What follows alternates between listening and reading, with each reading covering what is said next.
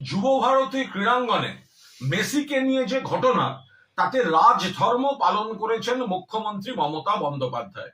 তদন্তের নির্দেশ দিয়েছেন একদিকে পুলিশের, অন্যদিকে অবসরপ্রাপ্ত বিচারপতি অসীম রায়, তাকে দিয়ে একটি কমিটি।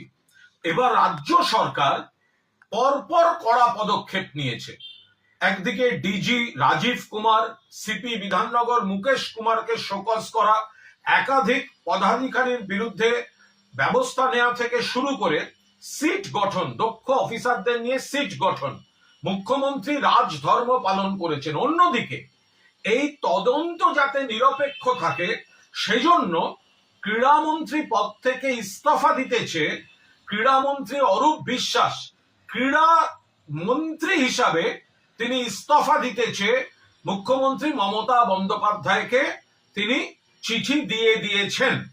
এ ব্যাপারে সিদ্ধান্ত বিবেচনা করছেন মুখ্যমন্ত্রী, কিন্তু অরূপ বিশ্বাস তিনি চিঠি দিয়ে দিয়েছেন। আমাদের বক্তব্য, এটা মমতা বন্দ্যোপাধ্যায় মুখ্যমন্ত্রী বলে এবং তৃণমূল কংগ্রেসের সরকার বলেই এই রাজধর্ম পালন চলছে। 1980 সালের 16ই অগস্ট ইডেনে মোহনবাগান ইস্টবেঙ্গল ম্যাচে কুরুক্ষেত্র 16 জনের মৃত্যু।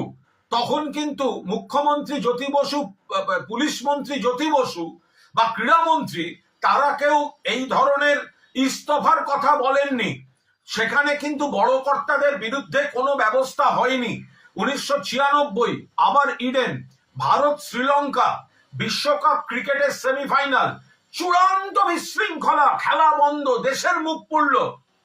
জ্যোতি বসু মুখ্যমন্ত্রী, ক্রীড়ামন্ত্রী সুভাষ চক্রবর্তী, পুলিশ মন্ত্রী বুদ্ধদেব ভট্টাচার্য কেউ কোনো দায়িত্ব নেননি, কোনো তদন্ত হয়নি। একের পর এক খারাপ ঘটনা বাম জমানায়, কখনো ক্রীড়াক্ষেত্রে, কখনো যুবা ভারতীকে কেন্দ্র করে দুষ্কৃতি, আখড়া, জবরদখল, জমি কেলেঙ্কারি, এই সব হয়েছে। কিন্তু আজ পদক্ষেপ নিতে শুরু করে মমতা বন্দ্যোপাধ্যায় রাজধর্ম পালন করেছেন এবং অরূপ বিশ্বাসও এই তদন্তের প্রতি পূর্ণ আস্থা রেখে মুখ্যমন্ত্রী যখন তদন্ত করাচ্ছেন, সেই তদন্ত যাতে নিরপেক্ষ থাকে, সেই নিরপেক্ষতার স্বার্থে তিনি ইস্তফা দিতেছে মুখ্যমন্ত্রীকে চিঠি পাঠিয়ে দিয়েছেন। মুখ্যমন্ত্রী চূড়ান্ত সিদ্ধান্ত বিবেচনা করছেন।